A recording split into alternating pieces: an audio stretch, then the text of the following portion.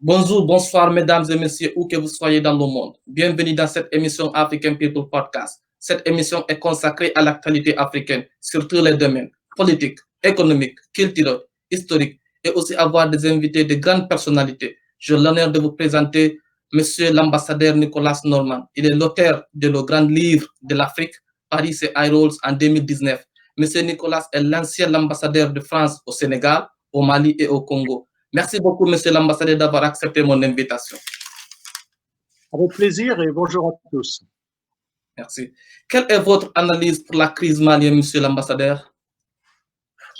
Alors, la crise malienne, c'est aujourd'hui évidemment le renversement du président Ibrahim Boubacar Keïta par une junte militaire qui s'appelle le Conseil national pour le salut du peuple.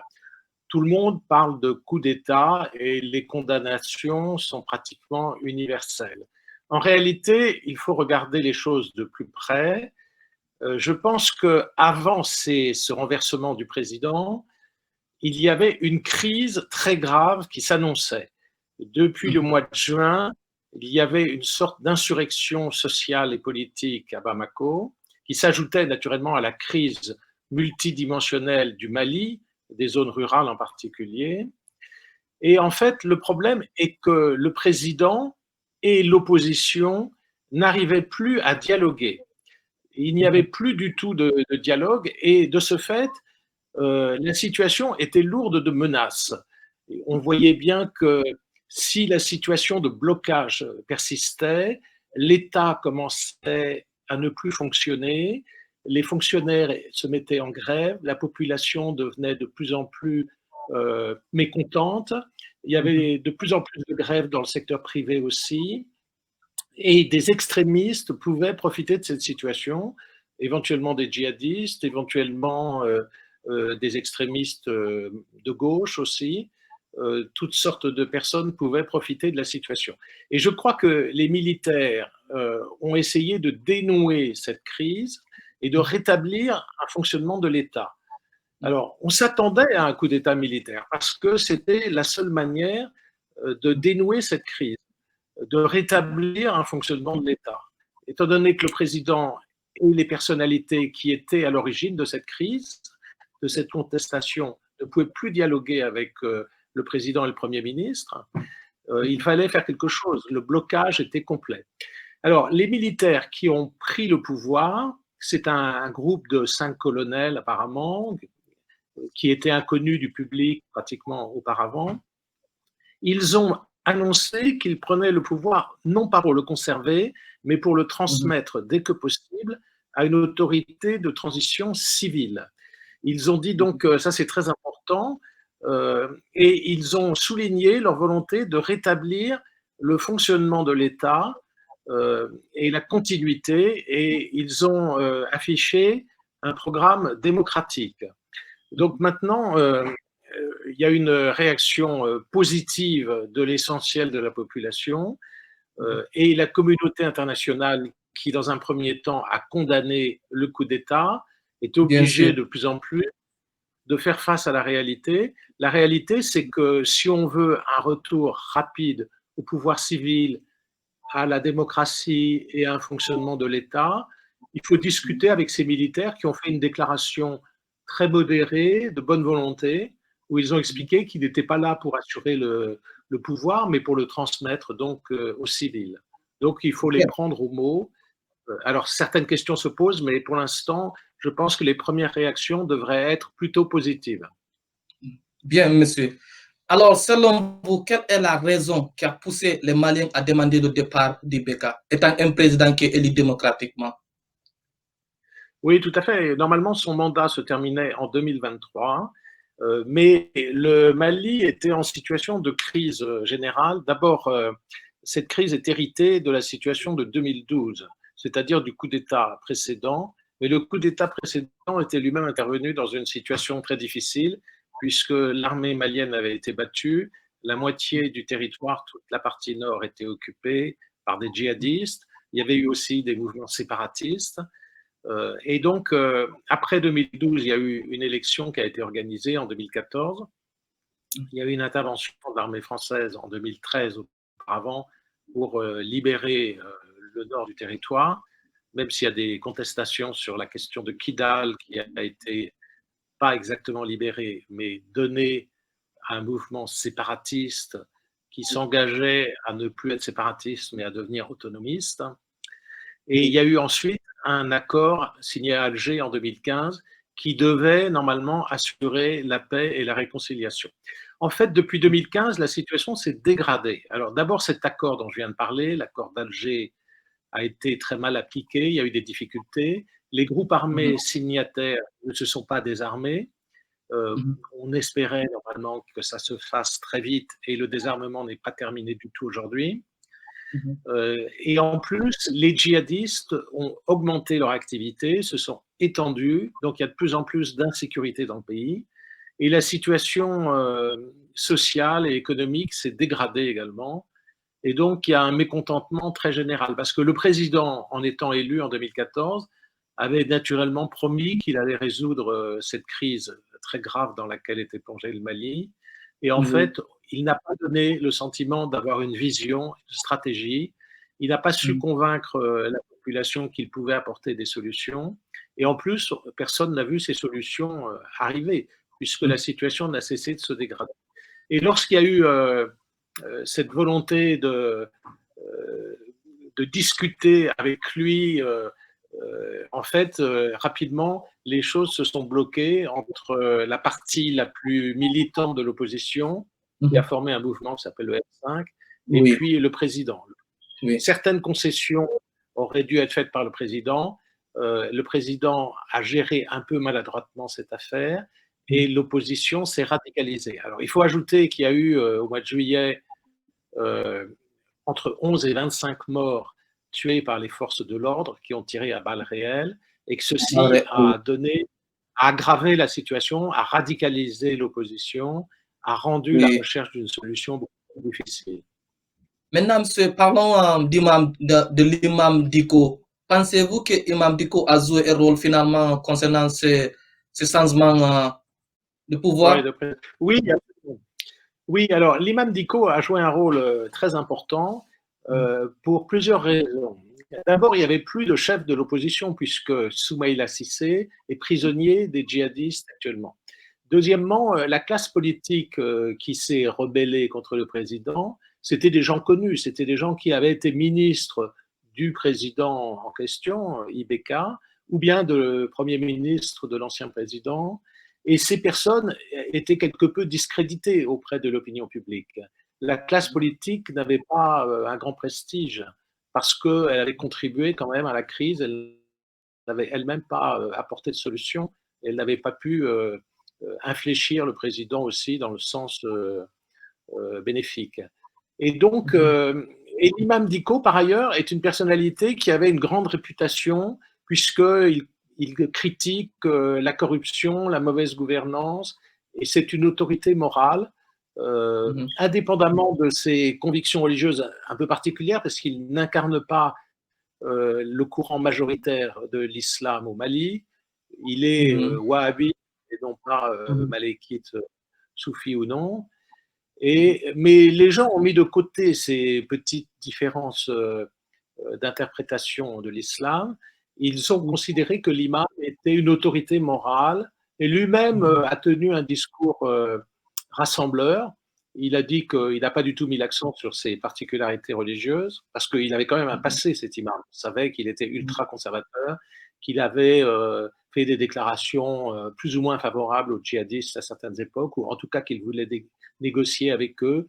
Il n'était pas forcément favorable à l'armée française présente au Mali. Il préférait s'entendre avec les djihadistes. Tout ceci, il l'a mis un peu de côté. Il a tenu un discours rassembleur qui ne pouvait guère être critiqué. Et les hommes politiques se sont servis de lui, se sont mis sous son ombrelle.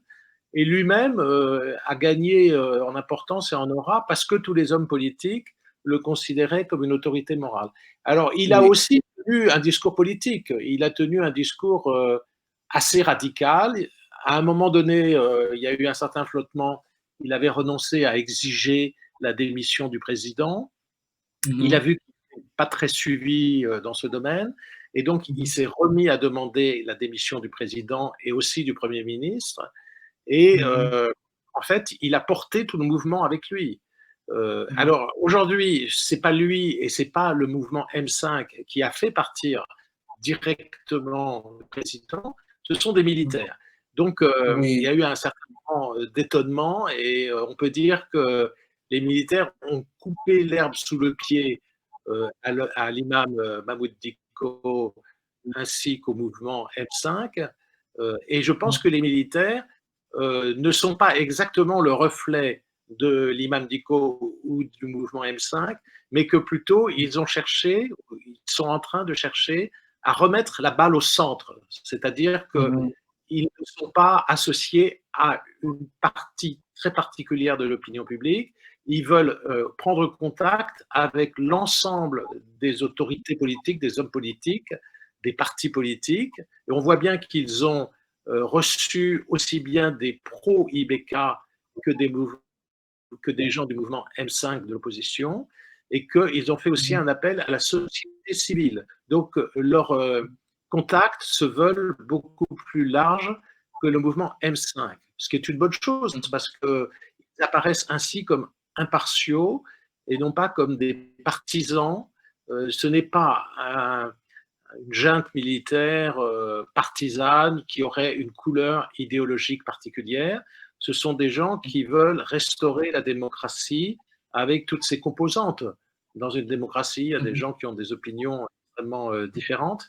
Et donc, ils veulent former un gouvernement de transition nationale qui, semble-t-il, incorporerait des éléments des différentes tendances, des différents courants politiques et de la société civile, et peut-être des organisations religieuses aussi, on verra. Pour l'instant, on est un peu dans le flou parce qu'on est au niveau des annonces, des bonnes intentions, mais il faut voir la réalisation. Oui, bien sûr, monsieur. Donc, parlons aussi de l'armée, parce que moi, je ne pensais pas que l'armée allait intervenir. Comme vous l'avez si bien mentionné, le Mali, d'une part, ce sont des habitués de fait, c'est-à-dire en 1968, il y a un coup d'État, en 1991 et en 2012, il y a eu des coups d'État. Donc, à quel moment l'armée s'est-elle retrouvée au contre du jeu politique, monsieur l'ambassadeur? Alors, effectivement, au Mali, il y a eu 5 chefs d'État et 4 coups d'État, n'est-ce pas? Les deux derniers, c'est celui de 2012 et avant de 1991. Je pense que l'actuel coup d'État, alors vous savez qu'ils ne veulent pas se faire appeler coup d'État déjà. Bon, il y a déjà un problème. Enfin bon, passons là-dessus pour l'instant. En tout cas, le dernier renversement du président au coup d'État ressemble davantage à ce qui s'est passé en 1991. Alors en 1991, c'était un dictateur qui était au pouvoir, c'était Moussa Traoré, et c'est un général ATT, le général Touré, qui a renversé le président, mais pour instaurer la démocratie. Donc le point commun avec 91, c'est que toutes les institutions de la République ont été dissoutes, comme maintenant. Il n'y a plus d'assemblée, il n'y a plus de gouvernement, mais il y a un gouvernement de transition qui va être mis en place, comme en 1991, pour assurer le retour de la démocratie, avec donc des élections à court terme, dans un délai raisonnable, disent les putschistes.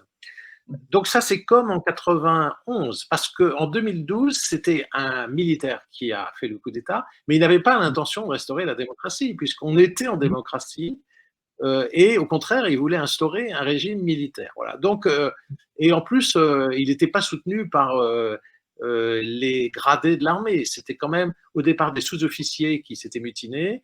Ça avait dégénéré, c'était devenu un coup d'État, et ils avaient été chercher un capitaine. Donc, un capitaine, c'est pas quelqu'un de très gradé. Et ce capitaine Sanogo, il n'était pas très structuré, il n'avait pas de programme clair.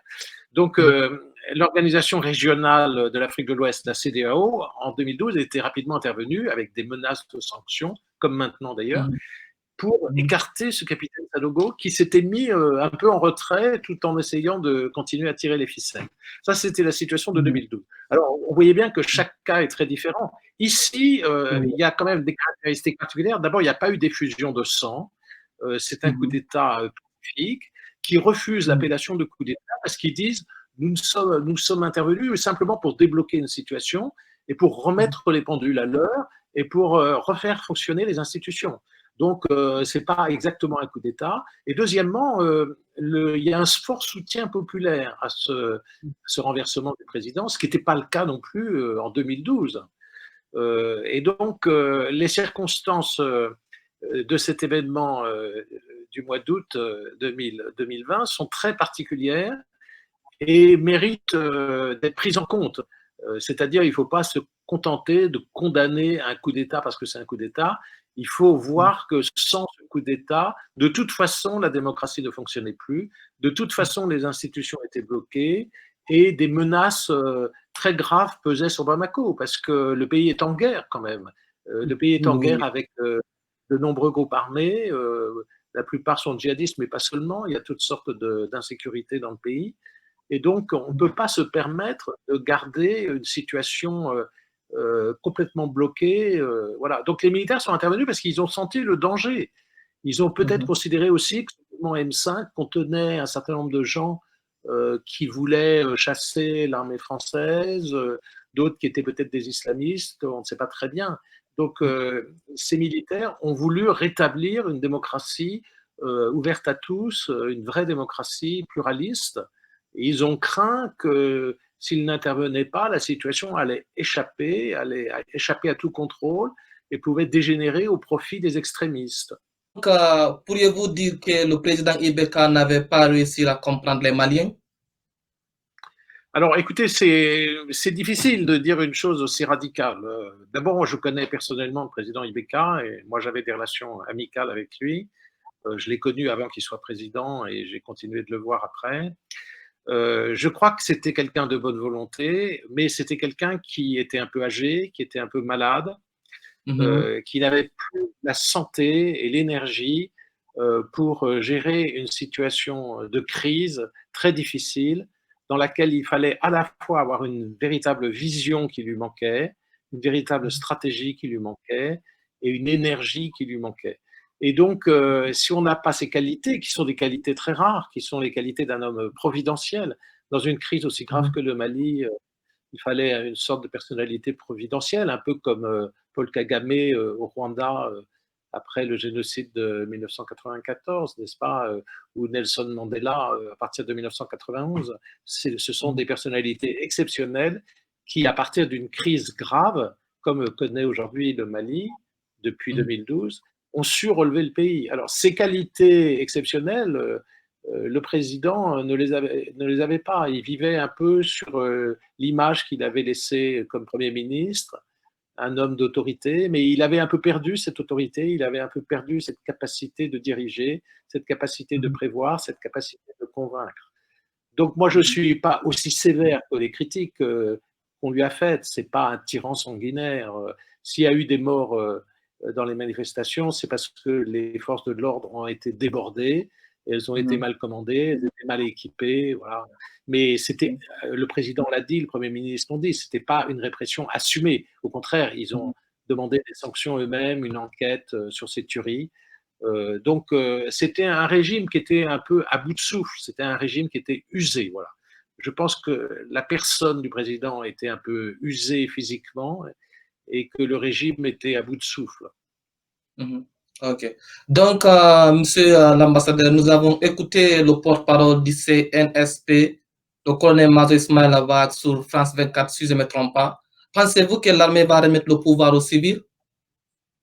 Oui, certes, moi j'en suis absolument convaincu, pour une raison très simple, c'est que ce n'est plus possible aujourd'hui à des militaires de conserver le pouvoir dans un pays comme le Mali, parce que la pression internationale, en particulier des pays africains autour du Mali, est tellement forte qu'il n'est pas question pour eux, s'ils le voulaient, de garder le pouvoir. Sanogo avait essayé en 2012 de garder le pouvoir, il n'avait pas pu.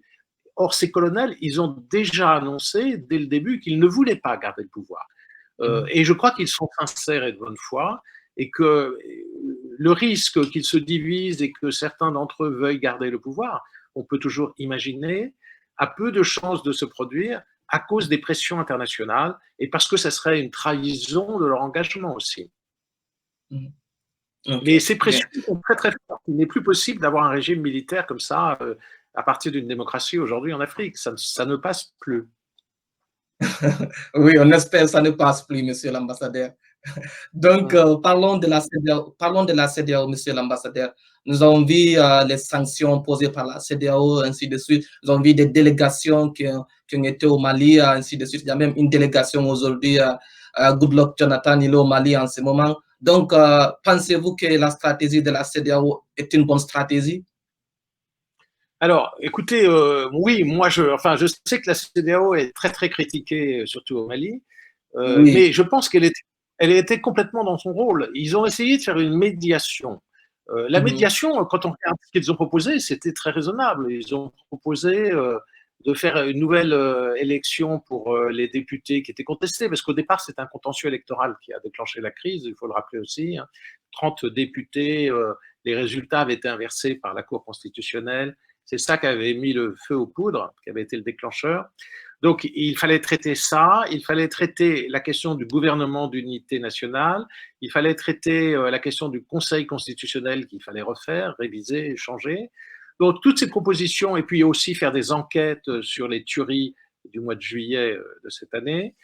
Donc, toutes ces propositions étaient assez raisonnables. Simplement, ça a bloqué sur deux choses. Le Premier ministre n'a pas changé. Donc, c'était pas très sérieux de faire un gouvernement d'union nationale en gardant le même Premier ministre. Donc, je crois que le président Ibeka n'a pas fait cette concession qu'il fallait faire. Et puis, dans la nomination de la nouvelle Cour constitutionnelle, il a demandé au président de l'Assemblée nationale, comme le prévoit la Constitution, de désigner 3 membres. Or, ce président était justement très contesté dans son élection. Donc, il fallait changer l'ordre. Il fallait commencer par dissoudre l'Assemblée nationale, ou au moins les 30 députés en question, il fallait refaire leur élection. Et avec un nouveau président de l'Assemblée nationale, évidemment, ça prenait un peu de temps, donc c'était un peu compliqué, mais l'affaire a été assez mal gérée. En plus, quand le président a reçu les gens de l'opposition, au début, ça s'est mal passé. Quand il a reçu les députés contestés, ça s'est mal passé. Quand il a reçu l'imam d'ICO, ils n'ont pas pu trouver un terrain d'entente. Donc, le président n'a pas pris la mesure apparemment de la gravité de cette crise et n'a pas su gérer avec habileté les requêtes qui lui étaient présentées. Il aurait pu éviter cette crise, mais en même temps, cette crise, d'une certaine façon, elle est salutaire si elle permet au Mali de redémarrer sur une base plus consensuelle au niveau du pouvoir et avec un programme plus clair. Parce qu'on avait un peu l'impression que les autorités naviguaient à vue. Elles avaient intégré un certain nombre de gens de l'opposition, notamment le ministre des Affaires étrangères, Thierry Dramé, qui était quand même le directeur de campagne de son opposant à l'élection présidentielle, Soumaïla Cissé. Et d'autre part, le président avait fait quelque chose de bien, qui était le dialogue national inclusif. Donc, il avait largement consulté la population, mais on avait l'impression que les conclusions de ce DNI, dialogue national inclusif, n'étaient pas vraiment mises en œuvre. D'ailleurs, la junte militaire, les putschistes, ont annoncé leur intention de réaliser, de mettre en œuvre les conclusions de ce dialogue national inclusif. Et les putschistes ont également eu un message rassurant pour la communauté internationale, puisqu'ils ont dit que tous les accords devaient être conservés, et ils ont considéré que Barkhane, c'est-à-dire l'armée française qui est au Mali à la demande des autorités maliennes pour les aider à combattre les groupes armés extrémistes qui menacent la liberté des Maliens, les colonels putschistes ont dit que c'était un partenaire du Mali. Et donc, ils ont dit la même chose pour la force du G5 Sahel et pour la force Takuba, qui est une force européenne qui est en train de se mettre en place. Et ils ont aussi annoncé leur souhait d'appliquer l'accord d'Alger, qui est cet accord assez controversé signé en 2015 avec les groupes armés du Nord. L'appliquer ne veut pas dire forcément qu'ils ne vont pas essayer de l'interpréter, ça on le verra. Mais ça fait partie des sujets. Alors, l'inconnu, c'est quand même quelle va être la feuille de route, parce que si on forme un gouvernement de transition civile avec des membres des différents partis politiques, il faudrait quand même, à mon avis, qu'il y ait un homme qui prenne la tête de cela, dont on ne sait pas le nom aujourd'hui, qui ait une véritable vision et une véritable stratégie. Parce que sinon, on va retomber un peu dans l'ornière dans laquelle se trouvait l'ancien président. Pour Oui, l'instant, aucune personnalité, quand même, je dois le souligner aussi, aucune personnalité au Mali n'est apparue de manière consensuelle. Vous voyez, Soumaïla Cissé, je ne sais pas s'il aurait pu jouer ce rôle, mais il est prisonnier des djihadistes. Il n'y a plus de chef de l'opposition, donc on ne sait pas très bien qui va émerger de ce gouvernement de transition. Peut-être ça sera quelqu'un qui n'a pas beaucoup fait de politique avant parce qu'ils préféreront peut-être une personnalité neuve. Mais de deux choses l'une, cette personnalité, soit elle va s'embourber dans les querelles intermaliennes et manquera d'autorité et de vision, soit ça sera un homme fort, parce que moi je crois que les institutions fortes ne suffisent pas. Il faut aussi des hommes qui aient une vision et une volonté et une énergie. Voilà, ça c'est important parce que les gens disent, parce que c'était Obama qui avait dit ça, qu'il ne fallait pas d'hommes forts mais des institutions fortes. C'est faux, il faut les deux. Il faut les deux. Et donc, si on a un homme fort qui émerge, un homme fort, ça ne veut pas dire un homme antidémocratique, ça veut dire un homme qui a une vision, qui a une énergie et qui est capable d'entraîner, et d'entraîner sur un bon programme.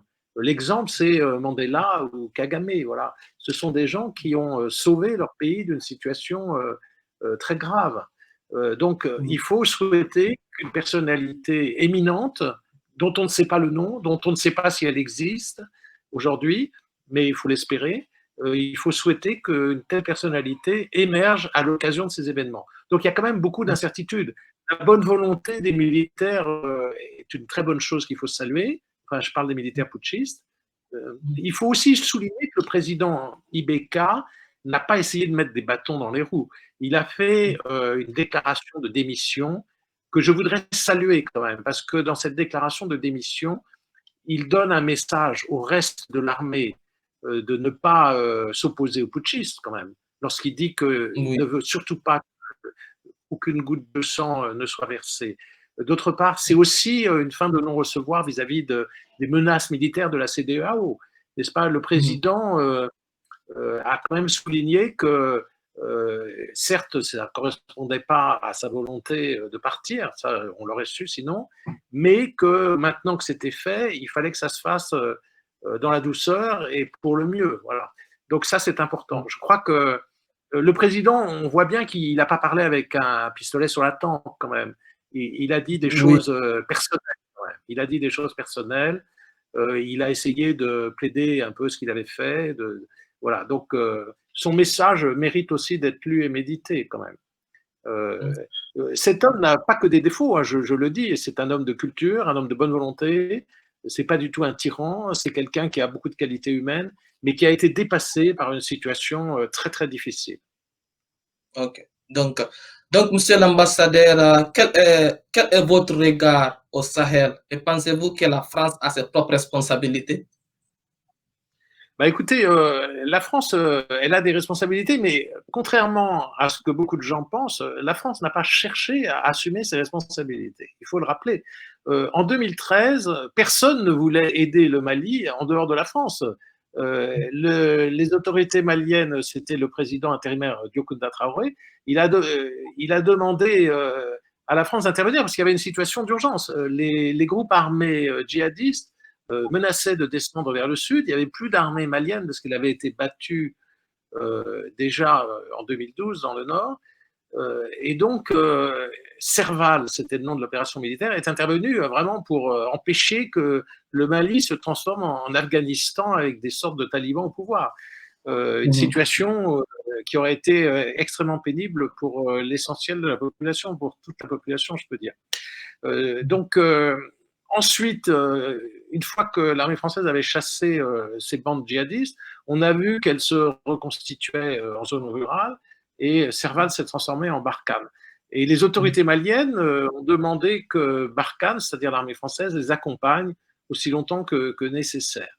Alors, peut-être que Barkhane aurait dû, à mon avis personnel, davantage se mettre derrière l'armée malienne, davantage équiper l'armée malienne avec du matériel moderne et la former plutôt que de se battre directement avec les djihadistes. Alors, ils ont fini par le comprendre, je crois d'ailleurs, parce que cette critique a été faite par pas mal de personnes en France, par moi-même et par beaucoup d'autres. Et donc, aujourd'hui, l'accent est mis quand même sur la formation de l'armée malienne et le fait que c'est à l'armée malienne de jouer ce rôle, parce que c'est pas fondamentalement des intérêts français que l'armée malienne défend au Mali, même si beaucoup de gens le croient. C'est faux, en fait. L'armée française est là pour défendre des intérêts maliens, pour défendre la survie du Mali. Il n'y a pas d'intérêt économique important au Mali pour la France. La France est absente du secteur minier, qui est la principale richesse du Mali, pas l'exportation d'or. Il n'y a aucune société française dans le secteur minier. Et puis le Mali compte pour très peu dans les échanges économiques avec la France. Donc, ce n'est pas du tout des aspects économiques. Au contraire, l'opération militaire française au Mali coûte 700 millions d'euros par an, c'est-à-dire 800 millions de dollars. C'est extrêmement cher pour le budget français. Et chaque djihadiste tué ou neutralisé ou arrêté coûte environ 2 millions de dollars, n'est-ce pas? Donc, c'est une opération extrêmement coûteuse. Donc, les Français se posent beaucoup de questions et il est certain que les autorités françaises souhaiteraient se retirer dès que possible du Mali. On n'est pas du tout là dans une idée de recoloniser le pays comme certains l'imaginent. C'est absurde. On est là pour aider, mais on cherche une solution de rechange ou de substitution. C'est pour ça qu'on a favorisé le G5 Sahel, mais on voit bien que ça ne suffit pas. On a ensuite appelé les partenaires européens avec Takuba, mais on voit bien qu'ils hésitent à venir au Mali parce que le terrain est très difficile. On voit bien aussi que l'armée française ne peut pas vaincre les djihadistes parce que les Américains n'ont pas réussi à vaincre les talibans en Afghanistan avec des moyens bien supérieurs à l'armée française, parce que le djihadisme doit être combattu par un volet militaire, mais pas seulement. Il faut évidemment traiter les racines du problème. Les racines du problème, c'est avant tout la fragilité de l'État, le fait que l'État n'assure pas des services publics auprès de la population dans les zones rurales, le fait qu'il n'y ait pas de sous-préfet, le fait qu'il n'y ait pas de services de police, de gendarmerie, de justice. Il n'y a donc pas d'autorité dans de vastes zones rurales du Mali. On peut parler d'une sorte de Far West sans shérif. Et à ce moment-là, des groupes armés se développent. Des groupes armés pour des raisons il y a des entrepreneurs de violence qui cherchent le pouvoir ou l'enrichissement par la force. Il y a aussi des gens qui ont du ressentiment parce qu'ils sont dans une situation désespérée et donc ils prennent les armes. Il y a aussi des djihadistes qui ne sont pas forcément des gens sincères sur le plan religieux, mais qui exploitent la religion, l'instrumentalisent pour manipuler des jeunes et pour donner une espèce de caution morale et religieuse à du banditisme, en fait. C'est comme ça que ça marche. Il y a des jeunes sans emploi et sans avenir et désespérés qui sont recrutés aussi parce qu'on leur donne de l'argent et parce qu'on leur dit que c'est béni par Dieu et que donc ils peuvent tuer et que c'est pas un péché. Donc il y a cette manipulation qui est faite. Et donc il faut traiter toutes ces causes. Il faut remettre l'État au service des populations et il faut aussi que ces jeunes, on leur donne une autre perspective que l'adhésion à des groupes djihadistes. D'ailleurs, quelquefois, ils sont forcés d'adhérer à ces groupes non plus. Ils n'ont pas forcément le choix. C'est ça ou la mort, quelquefois. Bien. Donc, monsieur l'ambassadeur, parlons des troisième mandats. Nous avons vu le cas de la Guinée, le cas de la Côte d'Ivoire. Même aujourd'hui, Alassane Ouattara a été investi. Donc, pensez-vous que le troisième mandat était également des coups d'État? Non, enfin, c'est une formulation. Le troisième mandat, s'il est interdit par la Constitution, coup d'État, c'est beaucoup dire. Ce mot est un peu flou. C'est un coup d'État constitutionnel, oui. Si purement et simplement, on n'applique pas la Constitution. En général, ils essayent quand même de maquiller ça, soit par des arguties juridiques, soit en changeant la Constitution, etc.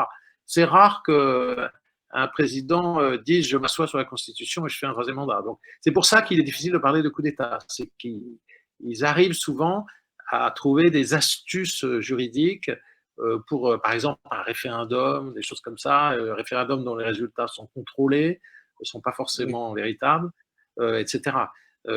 Donc, en général, ils évitent justement de tomber sous l'appellation coup d'État. Et ils sont assez intelligents pour éviter ce genre de situation. Et voilà. Mais alors, demandé mon opinion sur le troisième mandat. Moi, je dis Oui, voilà, je dis qu'au fond, ce qui compte, c'est la volonté du peuple quand même.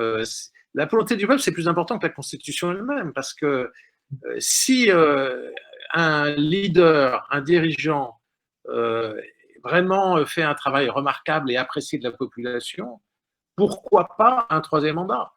Mais à ce moment-là, il faut respecter les formes. Il faudrait peut-être changer la Constitution ou faire un référendum, mais qui soit sincère, qui soit véritable. Mais moi, je ne suis pas dogmatique. Y a pas, pourquoi pas un troisième mandat si tout le monde le souhaite, voilà.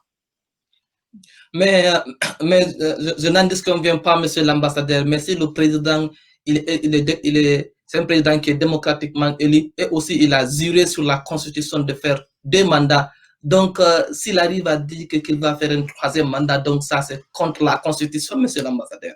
Même s'il Oui, arrive à changer la Constitution pour qu'il puisse avoir un autre mandat. Donc, que non, mais pensez-vous, monsieur l'ambassadeur?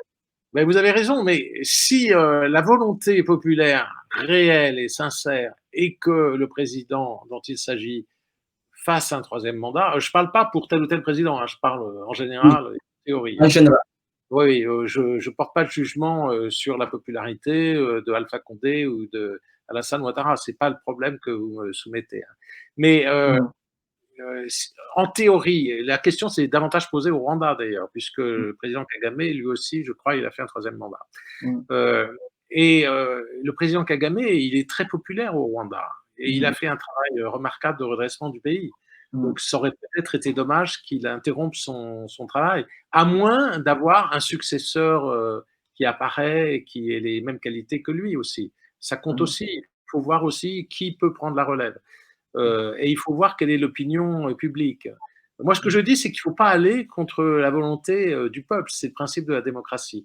Donc, si un président s'est engagé au début pour 2 mandats, parce que c'était prévu comme ça dans la Constitution, mais que son travail et sa popularité font qu'un troisième mandat pourrait être nécessaire, si c'est l'opinion de la majorité de la population, il faut changer la Constitution, il faut respecter les formes, peut-être par un référendum, si c'est prévu dans la Constitution qu'on peut changer la Constitution par référendum. Il faut quand même respecter le droit, parce que sinon on tombe dans l'arbitraire. Et donc, si toutes les formes sont respectées et qu'on aboutit à un troisième mandat, oui, si c'est le reflet de la démocratie, de l'opinion, et si ça permet d'aller de l'avant pour un pays, oui, il n'y a pas de loi divine qui dit 2 mandats, point.